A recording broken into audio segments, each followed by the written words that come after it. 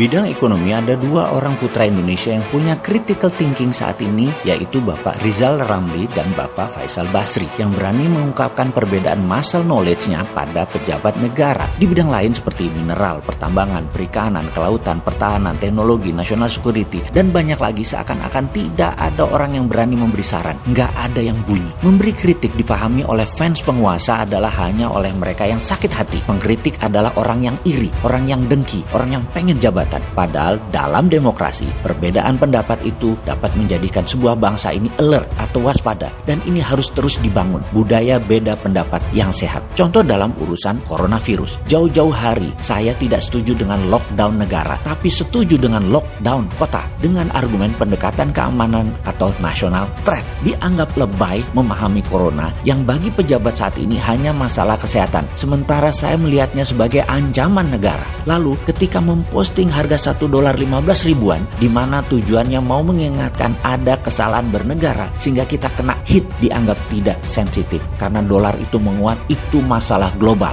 Sebentar, corona di Vietnam tidak menjatuhkan nilai dong Vietnam. Sejak awal tahun hingga hari ini, dong Vietnam hanya bergeser 0,3% saja, sementara rupiah jatuh 10%. Heran, mau bilang Vietnam itu konconya Amerika? Kalau saya jawab iya, nanti dibilang bosman ini antek Amerika, anti Cina. Beda dengan pejabat sekarang yang pro Cina, anti Amerika. Buset, dah jauh banget lu menganalisanya. Kita lanjut. Vietnam itu keren ya. Memang keren negara pemenang perang itu. Kita tahu Amerika plus Inggris, Anglo-American adalah negara pemenang perang dunia kedua. Dan ada negara kecil juga pemenang perang lainnya, lawan Amerika lagi, yaitu Vietnam. Attitude-nya keren. Mental bangsanya keren. Cara menyelesaikan masalah corona keren. Vietnam sangat berdaulat dalam mengatasi masalah dalam negerinya. Di negara lain, di Cina, PKC, Partai Komunis Cina adalah partai pemenang perang melawan sistem imperialis kerajaan Cina yang sudah berdiri ribuan tahun. Secara internal mereka berdaulat, belum pernah memang menang perang di luar negara mereka. Sekarang mereka Cina coba menantang hegemoni. Kembali ke critical thinking. Saya heran dengan petinggi partai, petinggi jabatan yudikatif, eksekutif, legislatif. Bapak bangsa, mana wejangan kalian menghadapi situasi saat ini? Mana suara kalian? Mana direction kalian? Cuek banget sih kalian ini sekarang. Nggak bunyi sama sekali loh. Directionnya, komentarnya, sarannya nggak ada tuh. Kemana aja ente? Begini deh, saya yang nggak punya apa-apa mencoba mengingatkan sahabat di media sosial, menyarankan self lockdown. Sekarang lagi dibuatkan program agar bisa dapat income dari rumah. Menyarankan menyediakan bahan dasar kebutuhan pangan 1 bulan di rumah. Dan kalau mau menyetok lebih, pastikan bukan untuk di stok pribadi tetapi untuk diberikan kepada tetangga jika nanti ada yang membutuhkannya. Sisi bisnis investasi, tahan dulu jangan beli saham, tahan dulu jangan ras tabungan lalu beli dolar. Sekali lagi, jangan ras bank, ambil dana secukupnya, belikan emas sebagian uang idle tersebut.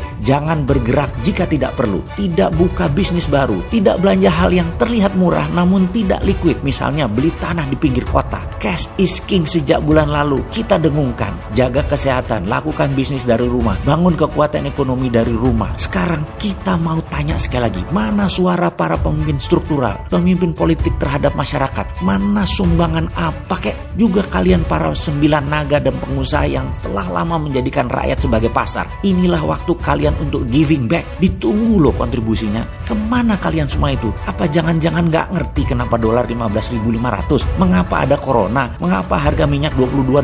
Mengapa Amerika serang Cina terus? Mengapa Amerika serang Eropa, serang Rusia? Ada apa dengan Amerika? Jangan-jangan kalian nggak tahu, Cina strateginya dengan secepatnya melockdown yang membuat Cina akan duluan keluar dari pit stop. Kenapa nggak ditiru? Nanggung amat sih ikut Cinanya. Amerika baru mau masuk pit stop, Indonesia tetap tidak mau masuk pit stop. Walaupun bensin sudah mau habis, ban sudah tipis, tetap gaspol pakai ban untuk musim hujan walaupun treknya sekarang kering. Bener deh, jangan takut dan ragu lockdown Jakarta. Begini saya ilustrasikan. Dalam sebuah tradisi Indonesia di Bali, kita punya budaya nyepi. Sewaktu nyepi, kita inward looking. Semuanya hening, bahkan burung pun berkicau hari itu tidak. Anjing tidak menggonggong, pecalang di luar menjaga keamanan. Lalu lusanya, ya bisnis lagi seperti biasanya. Apa ada yang rugi? Ya tidak. Lakukan nyepi selama 2 minggu, itu lockdown Jakarta. Akhir bulan ini selesai semuanya. Dan setelah itu bisnis seperti biasa lagi. Bursa saham tutup, pusat pemerintahan geser ke Solo atau Jogja. Kalau tidak dilakukan nyepi, masyarakat terus bergerak, maka wabah virus perang biologi ini akan mengalami community transmission yang cepat tertular tanpa tahu di mana oleh siapa penularannya. Ini akan merepotkan penanganannya. Sudah tahu masyarakat Indonesia tuh cuek banget dengan apa yang namanya tindakan preventif. Kalau kena baru nyalahin orang lain. Pokoknya dirinya nggak pernah salah. Itu ciri kebanyakan masyarakat saat ini. Apatis banget. Gak usah begitu. Ini saja saya pakai terminologi pengandaian dengan kata nyepi. Bisa dimacem-macemin. Bisa dicari dalil untuk menyalahkannya. Bukan diambil esensinya. Singkat kata, kita harus lakukan nyepi lockdown untuk Jakarta. Pecalangnya TNI. Segera. Saran saya bagi sahabat para influencer sosial media, para selebriti yang punya banyak follower, para negarawan partai, para pemimpin pesantren, siapapun yang memiliki pengaruh kepada masyarakat, sadarkan semua orang bahwa Jakarta sebaiknya mulai lockdown sebentar lagi. Dan di luar Jakarta, batasi keluar yang perlu-perlu saja. Social separation itu penting. Saat ini kita punya me time. Saat ini kita punya private time untuk membenahi diri, membenahi agama, bangsa, dan negara.